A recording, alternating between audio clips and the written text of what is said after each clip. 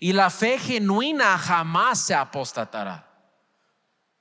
Entonces, si tu fe es genuina, no te preocupes, Dios no te cortará. Tú no vas a perder tu fe, tú no vas a perder tu salvación, si es que tu fe es genuina. Si tienes una fe superficial, una fe insincera, tú lo sabes. Si tú cambias de máscara al llegar a la iglesia o cambias de vocabulario hablando con cristianos, si te portas una forma en la casa y te portas otra forma en la en la calle, cuidado. Estás en riesgo en que Dios te corta y te echa al fuego, porque no eres realmente un creyente, perteneces a lo que se llama la iglesia apóstata. Voy a leer del verso 11 al 15. Vamos a estudiar primero Dios, ya llegamos al verso 24, pero vamos a comenzar leyendo verso 11 a 15 y luego voy a orar una vez más y entrar en el estudio verso a verso. Romanos 11:11. Digo pues, ¿han tropezado los de Israel para que cayesen? En ninguna manera. Pero por su transgresión vino la salvación a los gentiles, para provocarles a celos. Y si su transgresión es la riqueza del mundo, y su defección la riqueza de los gentiles, cuánto más su plena restauración. Porque a vosotros hablo, gentiles, por cuanto yo soy apóstol a los gentiles, honro mi ministerio.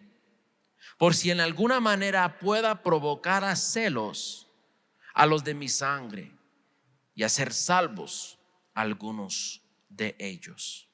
Porque si su exclusión es la reconciliación del mundo, ¿qué será su admisión sino vida de entre los muertos? Señor, gracias por este pasaje, gracias por la sabiduría que diste al apóstol Pablo, inspirado por el Espíritu Santo, escribiendo no solamente palabras de Pablo, pero estas son palabras de Dios y queremos recibirlas en esta tarde así como son. Ayúdanos, Dios, que tu Espíritu nos ilumine, que sea nuestro maestro. Pido esto en el nombre precioso de nuestro Salvador Jesucristo. Amén. Amén. Pablo sigue el argumento acerca de por qué parece que Israel ha rechazado al Mesías y Dios ha rechazado a Israel. Dicen que si esto era el plan de Dios desde los tiempos de Abraham, ¿cómo es que el pueblo de Israel no se dio cuenta? ¿Por qué no reconocieron a su Mesías? Y si no reconocieron al Mesías y no tienen la salvación, entonces Dios no va a cumplir sus promesas para con ellos. Y Pablo contesta esta pregunta porque él sabe que está escribiendo a romanos, y en la iglesia romana había de creyentes de varias naciones, capital del imperio, había gente de todas partes del mundo. La mayoría de la iglesia era formada de gentiles, pero había judíos ahí. Pablo tenía la costumbre de llevar la palabra primeramente a los judíos, y cuando rechazaban el evangelio en las sinagogas y los echaban afuera a chanclazos, Pablo decía: ok, voy a los gentiles, nomás quería decirles a ustedes las noticias antes.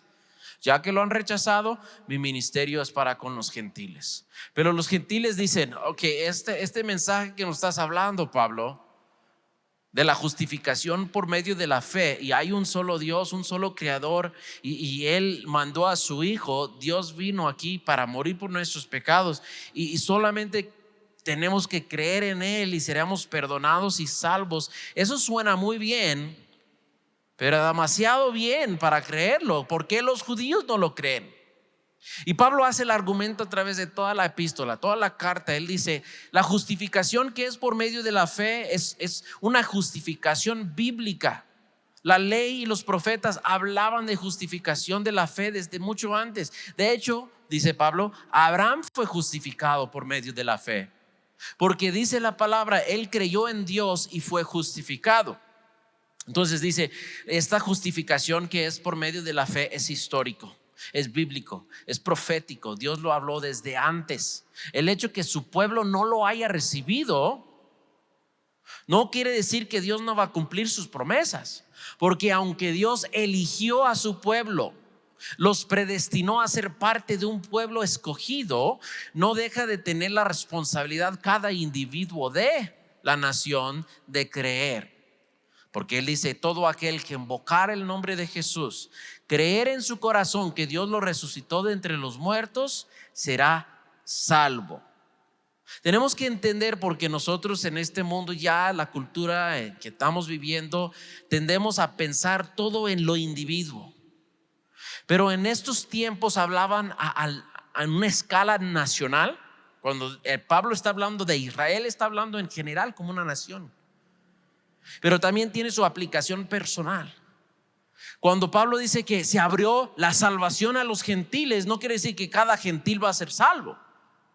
Está a la disposición de cada quien, no depende de nación o lengua. O sea, cualquier persona que cree será salvo. No importa alto, chaparrito, flaco, gordito, no importa blanquito, negrito, nada de eso importa. Delante de los ojos de Dios, Él ha extendido la gracia a todo aquel que cree. Y Pablo dice: ahora hablamos de Israel. Dios los llamó, muchos rechazaron, pero el rechazo de Israel, vamos a ver el argumento, es parcial. Dijo la semana pasada: hay un remanente. Pablo dijo: mírame a mí, yo soy judío y yo sí creo y yo sí recibo a mi Mesías.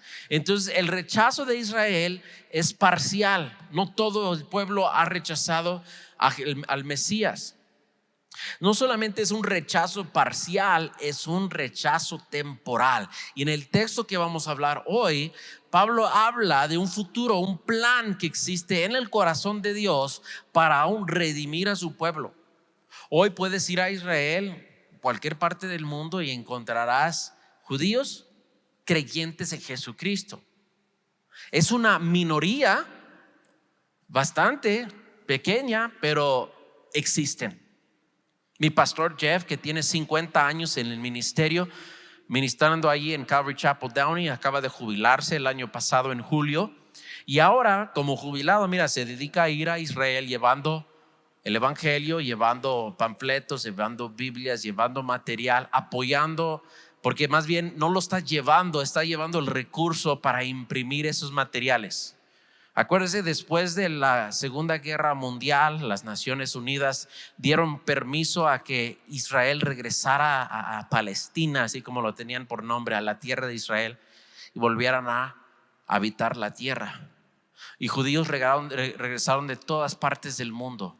Ahí hay judíos que hablan ruso, hay judíos que hablan alemán, hay judíos que hablan español. Hay mucho judío que salió de Argentina, de todas partes del mundo, realmente, de España, de todas partes. Entonces están haciendo Biblias o recursos también para ellos en todas esas idiomas. El gobierno de Israel no es fan de que entren los recursos, pero no pueden ellos, por la constitución que tienen, no pueden parar una impresora. Pero todos los demás tratan de parar esa impresora. Hay una compañía, bueno, pequeña, es un ministerio sin fin de lucros, y ellos están imprimiendo estos recursos y están diseñados para hablar al judío, al corazón de alguien que entiende la ley, al corazón de alguien que ha rechazado a Jesús, pero usen formas de introducir la palabra, usando apologética, usando la palabra de Dios del Antiguo Testamento, y todo señala a Jesús.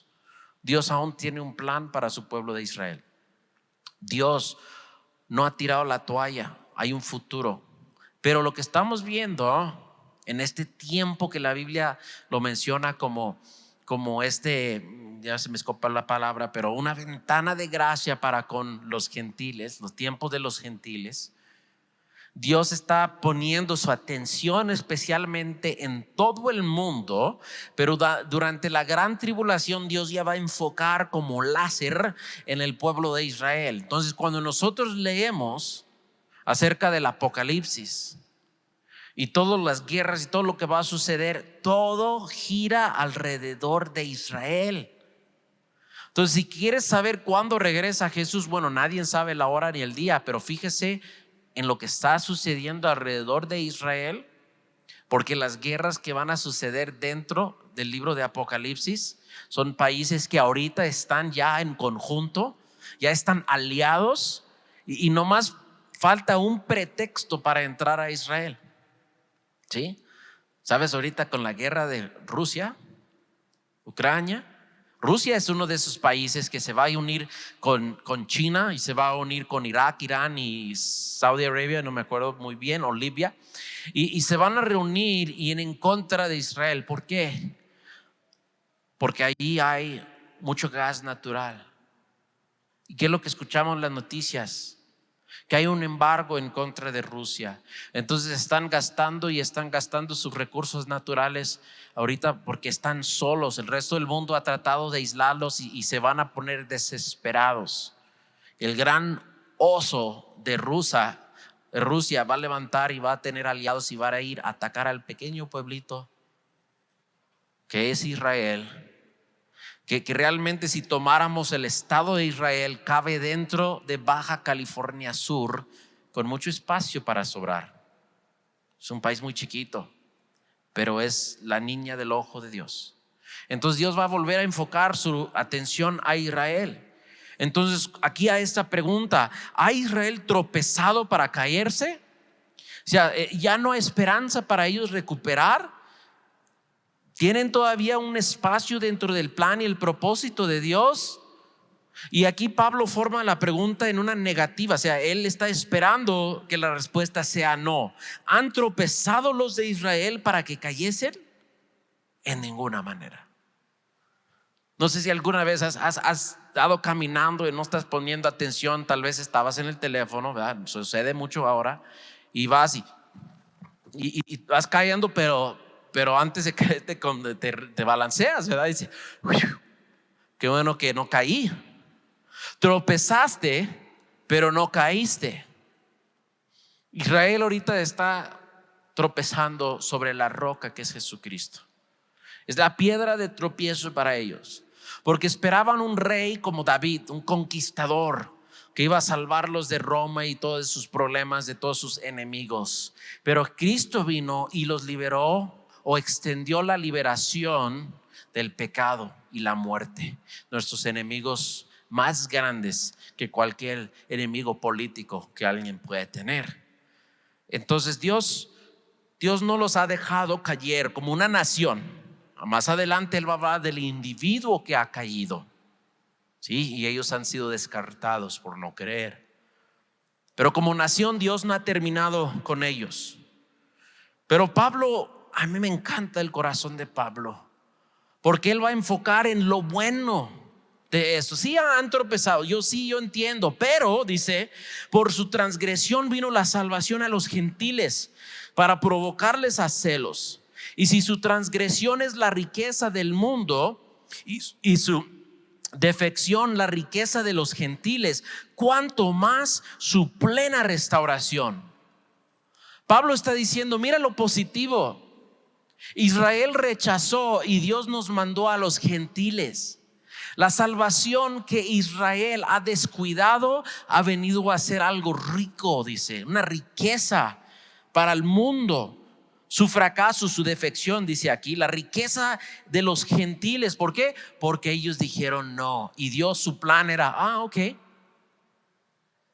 bueno, voy a hablar a este pueblo que no es pueblo, voy a ir con los gentiles y yo los voy a invitar para que participen en la riqueza de las promesas, porque Dios ha dado promesas a su pueblo. Y ahora nos invita a nosotros, aquí en el pueblo de Jerez, nosotros podemos coparticipar con ellos en las promesas que Dios tiene para con Israel. Nosotros podemos tener el Espíritu de Dios de Israel en nosotros. Nosotros, dice la palabra, vamos a reinar y gobernar con Él sobre la tierra, sobre una nación, un reino que Él lo va a establecer.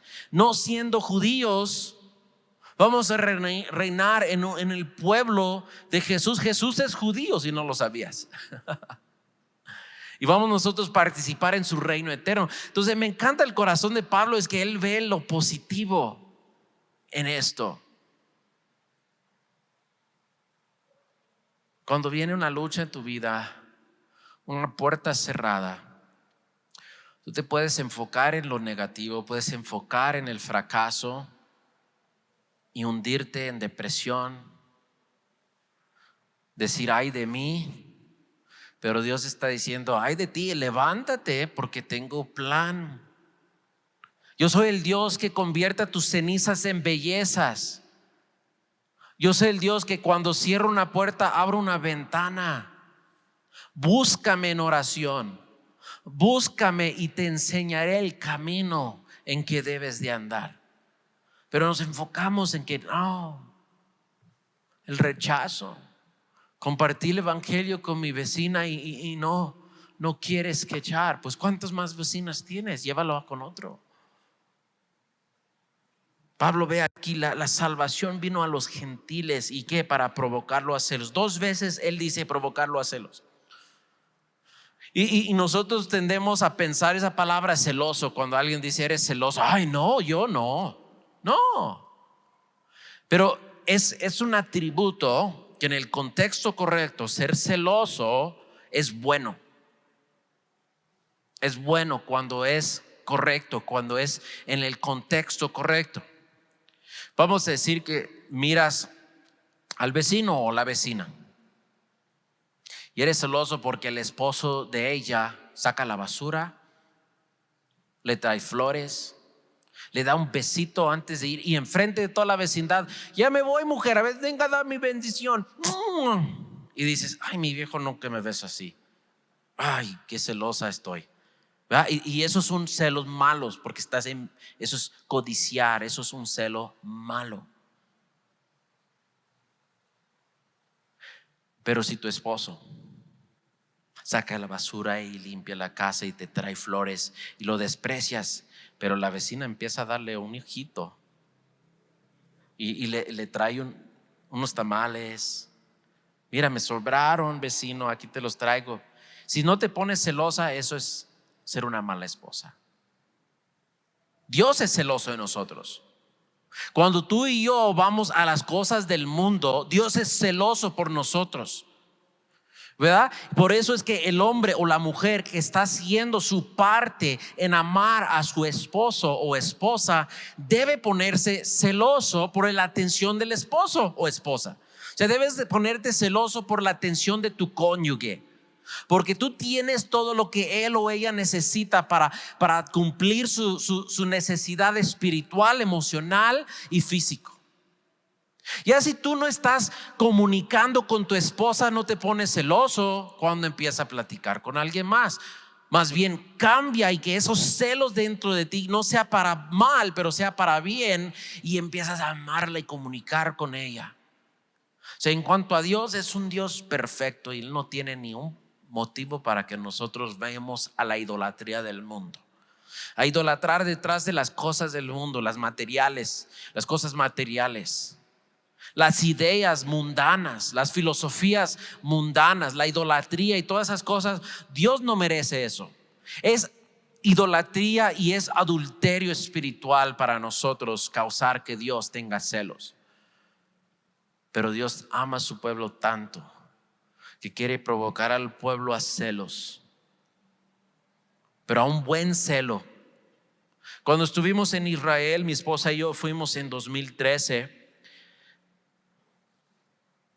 Y el guía turística, él nació en casa cristiana siendo judío. Sus padres eran cristianos, su abuelo pastor. Pero él mismo dijo, yo soy hijo pródigo, yo no creo nada porque todo esto lo que veo, todas las religiones creen que tienen lo correcto y que sí aquello. Pero sí admitió algo, que él nota una diferencia cuando él atiende grupos de otras religiones. Él atiende grupos de todas naciones y dice, pero cuando vienen los cristianos evangélicos, tienen un amor para con nuestro pueblo, nuestra nación y nuestra gente. Dice, no lo explico, todos los demás nos odian, pero él dijo, la gran mayoría de los cristianos evangélicos tienen un amor por la tierra, y él dice, y no lo entiendo. Hace unos 2-3 años Dios lo llamó de nuevo a la casa del Señor. Se ha regresado a reiniciar el fuego en él. Está por casarse con la hija de mi pastor Jeff y van a servir como misioneros también ahí en Israel. Y es un judío creyente en Jesús que por mucho tiempo era renuente, decía ser ateo o agnóstico, y el amor del pueblo cristiano lo ha ganado para Cristo. El amor genuino es lo que Dios desea hacer. David Tal se llama el hermano en Cristo. Si así, hermanos, el rechazo del pueblo de Israel resultó en una bendición para los gentiles, cuanto más su plena restauración. Este hermano David Tal tiene un entendimiento de la escritura. Como él entiende ahí, él ha sido más de 30 años turista ahí en el pueblo de Israel y ha visto los cambios como gobierno. Ahora él tiene un don a leer que es la escatología, a estudiar lo que está sucediendo, y él hace reportes, no sé si todavía, pero hacía reportes en YouTube dando noticias a lo que estaba pasando en el gobierno, lo que estaba pasando a los alrededores. Cuando estaba iniciando esta guerra con Rusia y Ucrania, él dijo: hey, cuidado, no todas las cosas son como aparecen, ¿ah? No cree todo lo que ven en las noticias. Esto es un velo nada más para que los Estados Unidos entren donde no deben de estar, para que manden cosas que no deben tener a esa área. Hay un gran dinero en la guerra, no sé si sabían eso. Mucho dinero se hace en guerras. Y él decía: esto no es lo que parece, cuidado, porque huele a profecía de los últimos tiempos. Él dice, prepárense cristianos, despiértense. Salgan y evangelizan y provoca a tus vecinos a hacerlos a conocer a Dios, porque Él puede venir en cualquier momento. Y tú un día vas a desaparecer en el rapto, pero si no sembraste esa semilla, ellos van a quedar bajo esa gran tribulación y sin respuesta, sin guía. Háblales de Cristo hoy. No tenemos mucho tiempo, pero tenemos que ser honestos. ¿Estamos viviendo la vida cristiana de tal forma que provocamos a otros celos? Celos de los buenos, no de que, mira lo que maneja, mira cómo viste, mira cómo esto y aquello. No, eso envidia, sino celo de que, wow, tiene una paz aunque está enferma. Él tiene un gozo aunque está pasando por una prueba. No sé lo que tienen, pero lo que tienen yo lo quiero también. Ore por mí, te van a decir.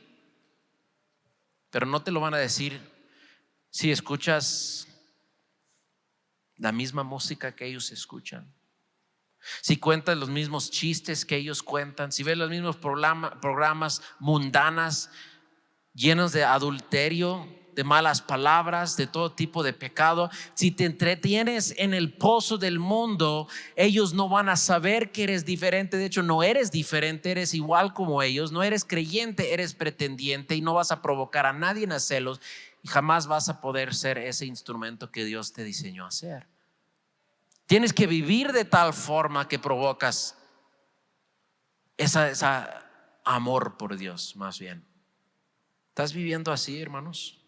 Pablo dice aquí en verso 13: porque yo a vosotros hablo, gentiles, por cuanto yo soy apóstol a los gentiles, honro mi ministerio, por si en alguna manera pueda provocar a celos a los de mi sangre y hacer salvos a algunos de ellos. Pablo dice: yo sé mi llamado, yo estoy llamado a los gentiles, pero como amo a mis compatriotas, como amo a mis gentes, yo quiero que mi ministerio hacia los gentiles alcance muchos más judíos. Pero me encanta que Pablo usó estas palabras. Dijo: honro a mi ministerio. Eso quiere decir que Él honra, Él da esa prioridad a su ministerio. Él da a su ministerio un lugar de prioridad en su vida. No es algo que hace cuando tiene tiempo, a ver si nos alcanza a ir, a ver si podemos o a ver si abre puerta. No, no. Él va como un león tras su presa. Porque Dios lo ha llamado a conquistar en el nombre de Cristo. O sea, no va con agresión. No estoy hablando de la urgencia con que Él iba a compartir la palabra. Estoy hablando con el fuego que Él tenía, como así como un león que quiere atrapar su presa. Nosotros debemos de ir con ganas de amar al mundo, de hablarles de Cristo con esa intensidad, con esa urgencia. Él dice: honro mi ministerio. Tal vez tú estás pensando, pastor, yo sé, tú tienes un ministerio, aquí es el ministerio. Bueno, yo soy mecánico, o yo soy carpintero, o yo soy ingeniero o arquitecto. Yo no tengo ministerio. La palabra ministerio no es una referencia a unos audífonos chiquitos. No, ministerio, no estoy hablando de eso. Estoy hablando de un servicio. Ministerio quiere decir servicio. A cada uno de ustedes Dios les ha encomendado, Dios le ha puesto bajo un servicio que tienes que cumplir. Esposos, tu primer ministro es tu matrimonio, no tu trabajo, ni siquiera tus hijos.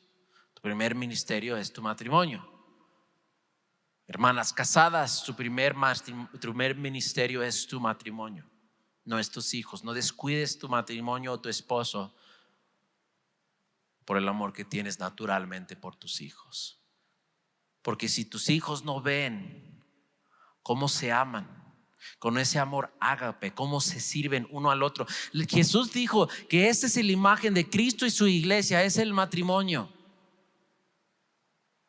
Y luego tus hijos, tu familia, tus vecinos, tus compañeros. Tenemos un círculo de servicio, un ministerio que empieza aquí en el núcleo de la casa y expande cada día más. Y puedes decir, pero ¿hasta dónde? Pablo decía que alcanza mi ministerio hasta donde no han escuchado todavía de Cristo. Pastor, pero yo no soy misionero. Bueno, honra tu ministerio de tal forma que puede tener un impacto global. Si tú amas a tu esposa y la cuidas y la amas como la palabra dice, como vaso más frágil, y tus hijos ven que le agarres de la mano y ores con ella de las decisiones de la casa, que estén orando, llevando delante de Dios todos tus problemas, tus preocupaciones, que están orando, van a ver ese ministerio. Ellos van a saber la importancia de la oración. Si tus hijos te ven de rodillas pidiendo a Dios, con tu Biblia y lámpara de noche, no con el teléfono en tu cara, sino con la Biblia en tu cara, que ven que esto es importante para mi papá, es la palabra de Dios. Si tú impactas a tus hijos de tal forma, no tienes que preocupar cuando vienen a ofrecerles drogas o alcohol o pornografía, porque has sembrado la palabra en ellos. Pero si no lo hagas, no vengas a llorar conmigo cuando el mundo se los lleva. Honra tu ministerio. Tal vez está diciendo, pues pastor, yo no tengo hijos, yo soy soltero o soltera. Esto es tu ministerio. Vivir tu vida de tal forma que la gente vea a Cristo en ti. Que como soltero respetas a las hermanas de tal forma que saben, este es un hombre de Dios y anda buscando una mujer de Dios, no una cualquiera. Si eres una soltera, que te ven así, que vistes modesta y que amas a Cristo, que Cristo es tu amor y que no te vas a ir con cualquier hombre. Tu ministerio es enseñar al mundo como un soltero, como una soltera, como alguien sin Cristo ame a Cristo y pone a Cristo ante todo. Si te ven como león tras las cosas del mundo, van a decir, ok, eso es más importante que el cielo, las cosas mundanas. Eso es tu ministerio. Honra tu ministerio porque no sabes hasta dónde va a alcanzar. Porque si tú inviertas en tus hijos, no sabes a dónde Dios los va a mandar. Tal vez a cruzar la calle a convertir a un vecino.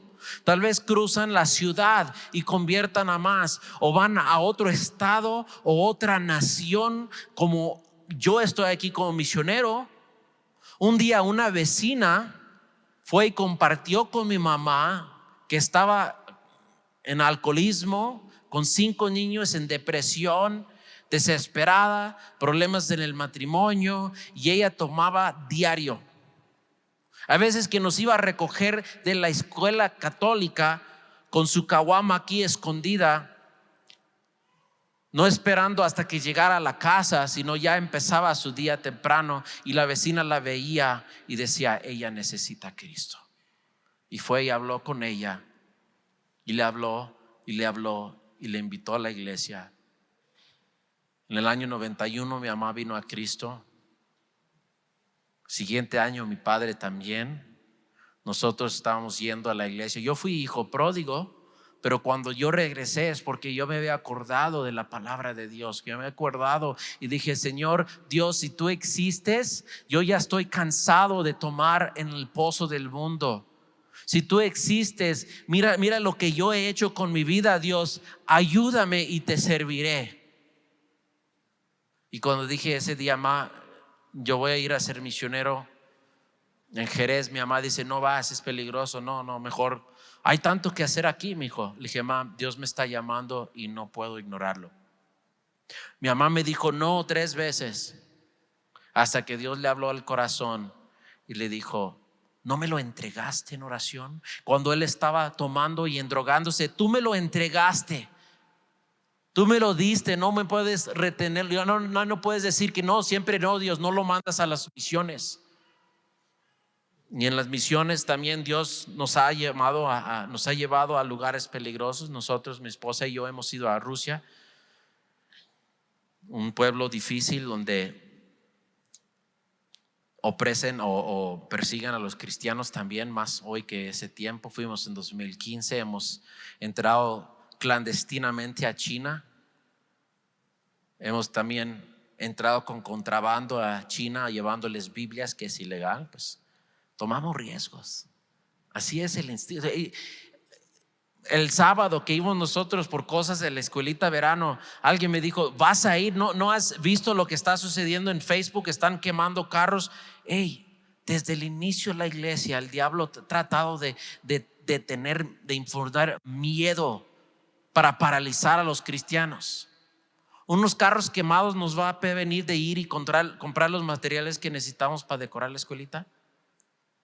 Tú dígame, mejor nos quedamos, nos encerramos. ¿Es el Dios que servimos? No, mi Dios es escudo, hermanos. Es fuerte.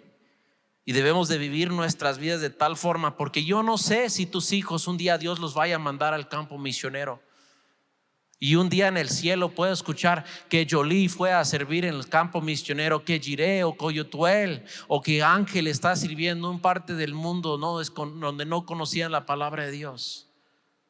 ¿O tienes otros sueños para tus hijos? Sueña en grande. Sueña en lo eterno, a que sirven al reino eterno. No deseas ni siquiera que sean el presidente de la nación. Sueña más grande que eso, que sean predicador a la nación. Eso es más grande que cualquier presidente con un sexenio.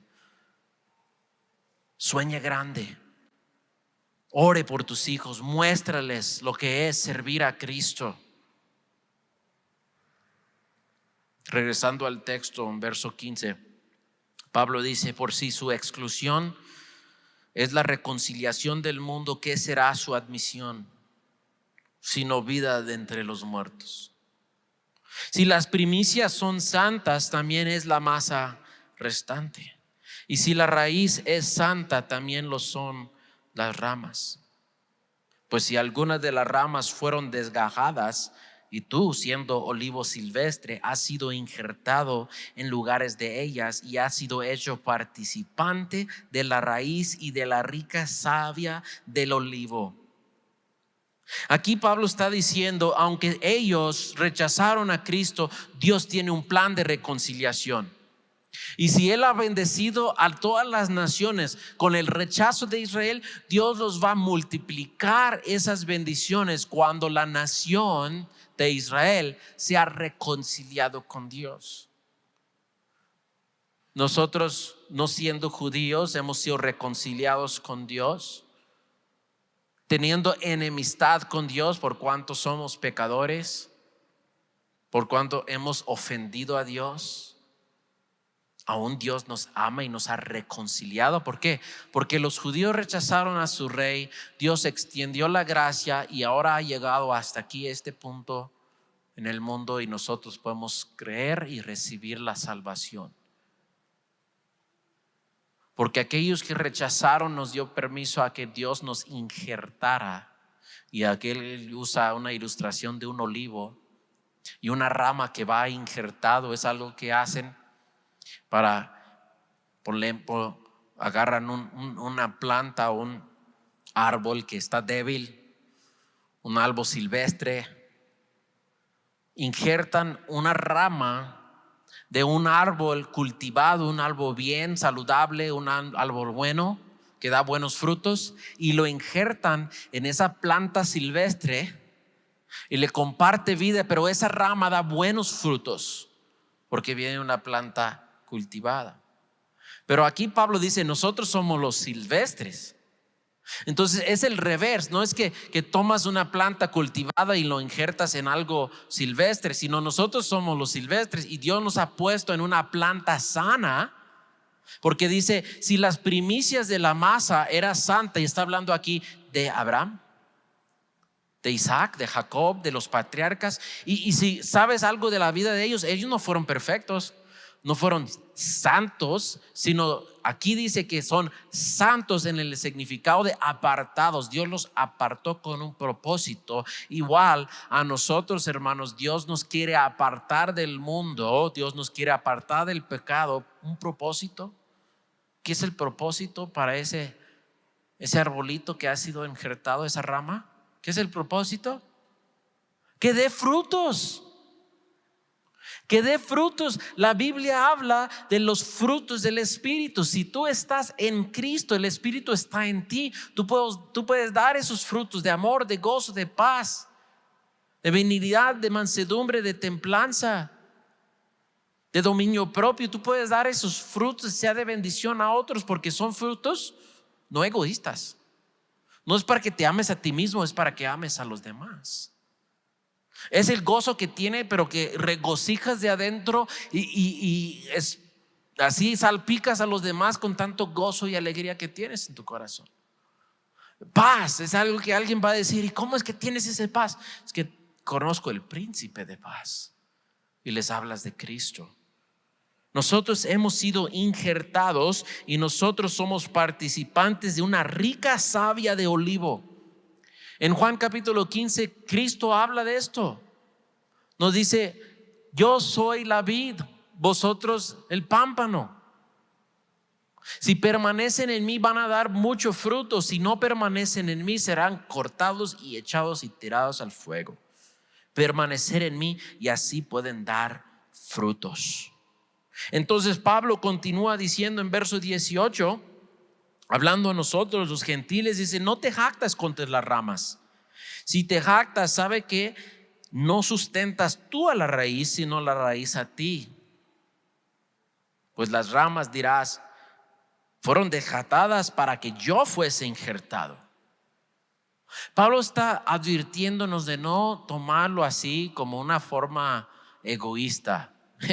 Dios rechazó a Israel, los ha cortado y ahora nos ha injertado a nosotros. Somos un pueblo mejor que Israel. Ellos han rechazado. Y el antisemitismo, así se dice, se ha esparcido en muchas iglesias por falta de buena enseñanza. La iglesia no reemplaza a Israel, hermanos. La iglesia es copartícipe con las bendiciones de la raíz. ¿Qué es la raíz? El judaísmo. Raíz de la fe que Dios envió a su Hijo a través para que cumpliera la ley. ¿Qué? la ley del judaísmo. Los sacrificios, todas las ofrendas que estaban en el Antiguo Testamento es parte de la religión judía, el primer pacto. Ahora Dios abrió el segundo pacto para todos nosotros y somos copartícipes. No reemplazamos a Israel. Eso es lo que estaba confundido para la iglesia, que antes que Israel fuera restablecida en 1948, el mundo, o sea, los cristianos por cientos de años leyeron el libro de Apocalipsis, que habla de Israel, habla de un templo, habla de una nación de Israel, habla de sus enemigos políticos. Y dice, pues yo no sé cómo entender esto. La iglesia ha de ser el nuevo Israel. En unas malas interpretaciones ha llegado a la idea de que nosotros reemplazamos y nos adueñamos solos de las promesas. No somos copartícipes, ¿verdad? Ya sabemos nosotros ya a la luz de que el pueblo de Israel ya está en su tierra, ya es una nación, ya tienen enemigos políticos, todavía no tienen el templo, pero el anticristo se va a encargar de eso, haciendo un pacto de paz para que lo edifique. Entonces nosotros como creyentes debemos de amar a los judíos. Aunque han rechazado a Jesús, debemos de amarlos y así provocarlos al amor de Cristo. Nosotros no debemos de tener esa idea de antisemitismo, no tener una teología de reemplazo, sino nosotros entender que hemos sido injertados por la gracia de Dios. Por la gracia de Dios. Si sabes algo de la historia de Ruth, Ruth es alguien que nos muestra lo que es ser injertado. Era una moabita, pero amó a su suegra. Cuando quedó viuda y quedó sin niños, ella, en vez de dejarla ir a buscar a otro hombre, ella amó a su suegra de tal manera, la cuidó, fue y buscó y trabajó para darle algo para comer, para cuidar de su suegra. Y Dios encaminó de tal forma que ella fuera injertada, porque Boaz casó con ella y ella empezó a ser parte del linaje que eventualmente llevó a David y nuestro Señor Jesucristo. Ella es alguien que fue injertada en la genealogía. ¿Por qué? Porque amó a alguien que fue tan duro, tan difícil, tan amargado por el mundo y las circunstancias, y a pesar de eso ella amó y dijo: tu Dios será mi Dios. Entonces nosotros también nos va a tocar amar a gente que no es amable. Dios nos ha tocado a trabajar, a mostrar con esfuerzo qué es el amor, qué es la paciencia, qué es la paz en medio de circunstancias difíciles. Pero nosotros tenemos Jesús, Él es nuestro Boaz, Él es nuestro Redentor, y seremos o hemos sido injertados por medio de la fe. Verso 20, aquí Pablo da el clave. ¿Por qué Israel fue desgajada? Dice bien: por su incredulidad fueron desgajadas, pero tú por la fe estás en pie. No te ensoberbezcas, sino teme.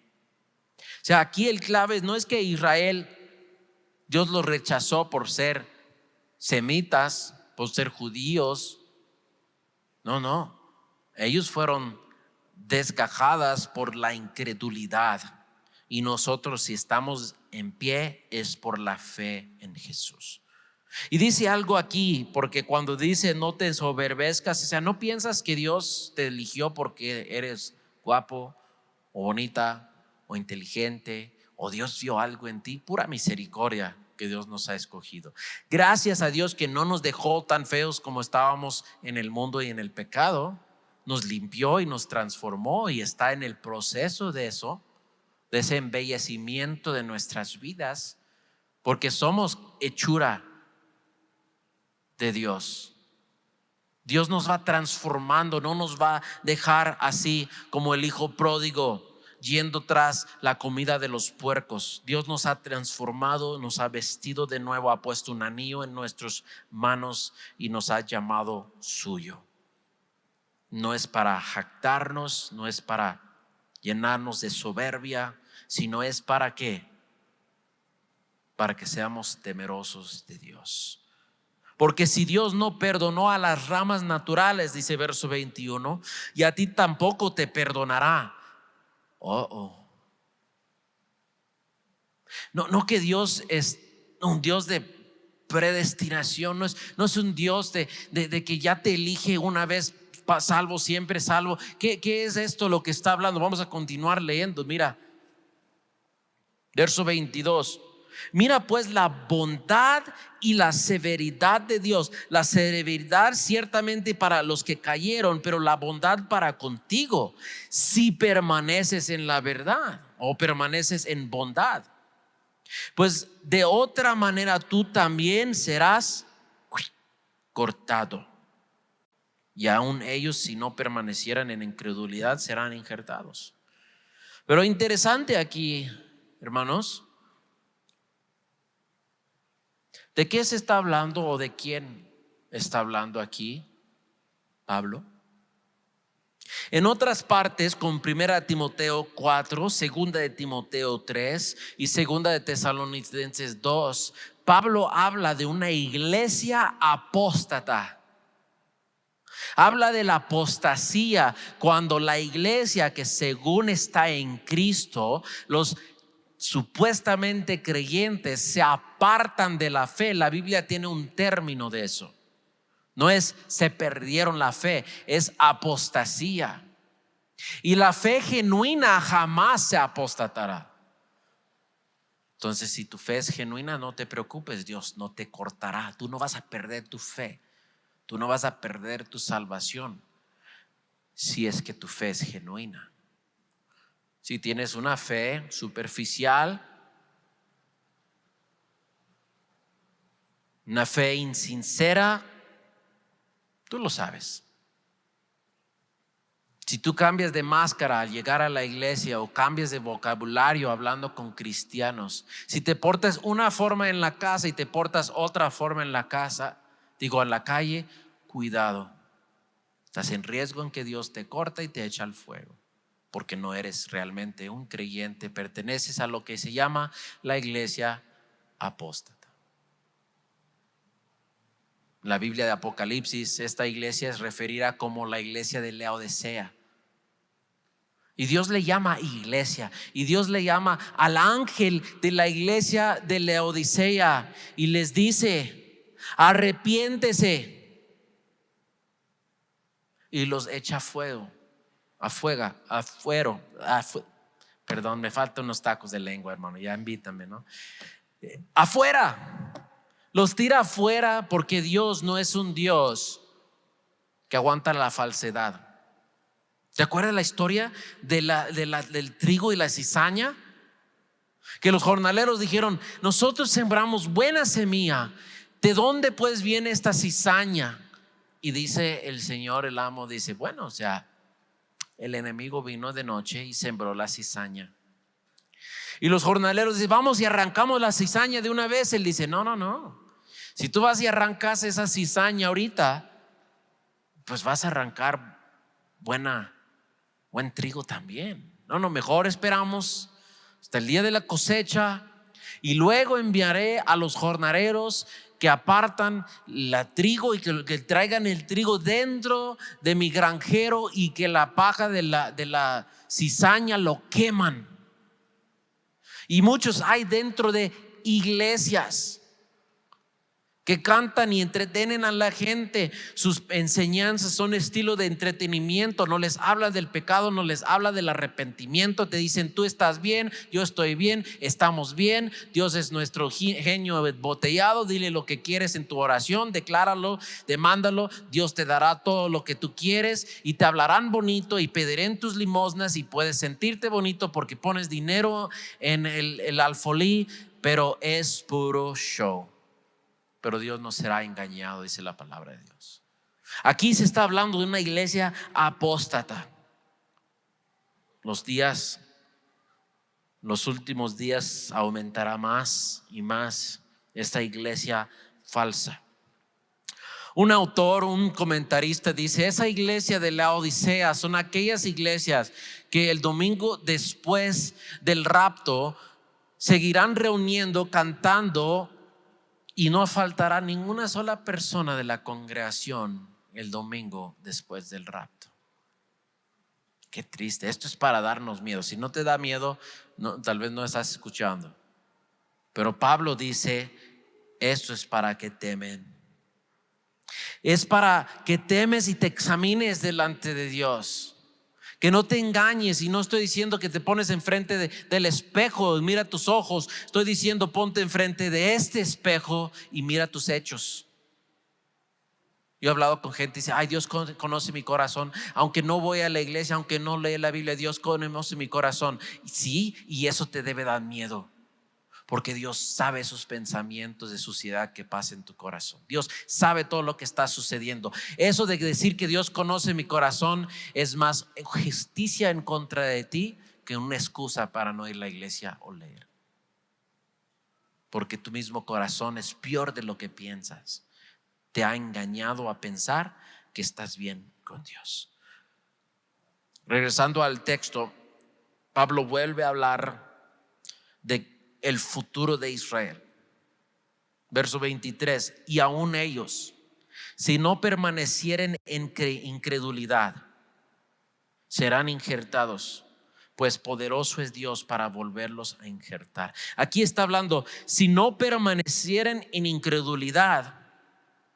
Esto hablando de la responsabilidad de ellos, que ellos tienen toda la responsabilidad, o si permanecen en la incredulidad o caminan en la fe. Igual tú y yo tenemos esa responsabilidad. Nosotros podemos aferrarnos a la incredulidad. Nosotros podemos aferrarnos en nuestras ideas, nuestras formas que queremos vivir, nuestro estilo de vida y justificarlo delante del hombre, todo lo que queremos. Pero Dios dirá, tú querías permanecer en incredulidad. Pero si no permaneces en incredulidad, dice, serán injertados. Pues poderoso es Dios para volverlos a injertar. ¿Qué es lo que Dios está esperando en ellos? Dios es poderoso para hacerlo, pero ¿qué es lo que Dios es caballero? Está esperando que digan, Señor, yo creo. Está esperando que ellos invocan el nombre de Jesús. Dice la palabra, pero ¿cómo invocarán a aquel a quien no he escuchado? ¿Y cómo van a creer? ¿Cómo van a invocar a aquel en que no han creído? ¿Cómo van a creer en aquel que no han escuchado? ¿Cómo van a escuchar si no hay quien les predique? ¿Cómo van a predicar si no hay quien les envíe? Dios es un Dios de poder, pero Él ha decidido ser caballero y decir, estoy aquí. Mi hijo hizo todo en la cruz. Él dijo, consumado es. Creer eso, serás salvo. Verso 24, porque si tú fuiste cortado del que por naturaleza es olivo silvestre, eso habla de la vida loca que vivíamos antes. Dios nos sacó de esa vida natural, esa vida loca, esa vida silvestre, dice, y contra naturaleza. Esto es algo sobrenatural en que Dios nos injerta en un buen olivo.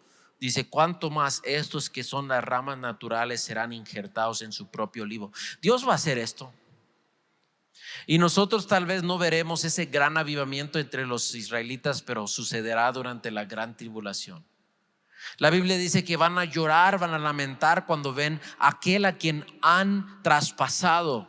Van a ver a Jesús cuando viene en su gloria, y el pueblo de Israel, eso que es el remanente, van a doblar sus rodillas, van a declarar que Él es Señor, para la gloria y honra del Padre. Sería un avivamiento increíble. Lo vamos a ver cuando nosotros regresamos en caballos blancos, así que agarra sus espuelas de una vez, porque vamos a regresar con Él. Nosotros no vamos a tener que pasar por la gran tribulación, hermanos. Buenas noticias. Pero el Señor está a la puerta. Si no estás poniendo atención a lo que está pasando en el mundo, en las noticias, no te preocupes de las cosas mundanas, porque todo en este mundo pronto quemará.